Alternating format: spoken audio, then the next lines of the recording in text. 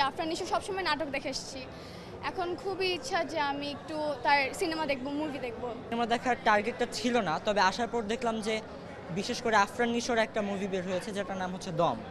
তো আমরা তো সবসময় আফরান নিশোকে নাটকে দেখে থাকি, এখন মুভিতে ওনার অ্যাক্টিংটা কীরকম হবে মানে সব কিছু নিয়ে অনেক এক্সাইটেড। তো আমাদের প্ল্যান আছে যে কাল পরশু দম দেখার জন্য। আপনি? আমি তো ওদের সাথেই আসবো। তো আমারও ইচ্ছা যে আফরান নিশো সবসময় নাটক দেখে এসেছি। এখন খুবই ইচ্ছা যে আমি একটু তার সিনেমা দেখব, মুভি দেখব।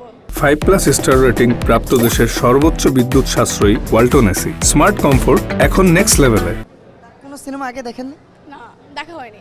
মানে শর্ট ক্লিপ এগুলো দেখেছি, কখনো মুভিটা ভালোভাবে দেখা হয়নি। এছাড়াও আর কোন কোন সিনেমা দেখেন?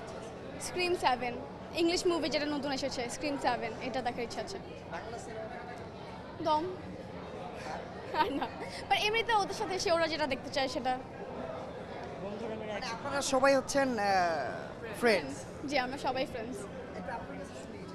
দেখতে চাচ্ছেন না?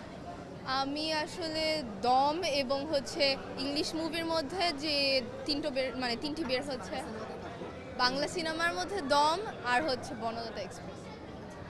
দম এবং বনলতা এক্সপ্রেস কেন? আরও তো অনেক সিনেমা আছে, সেগুলো নাই?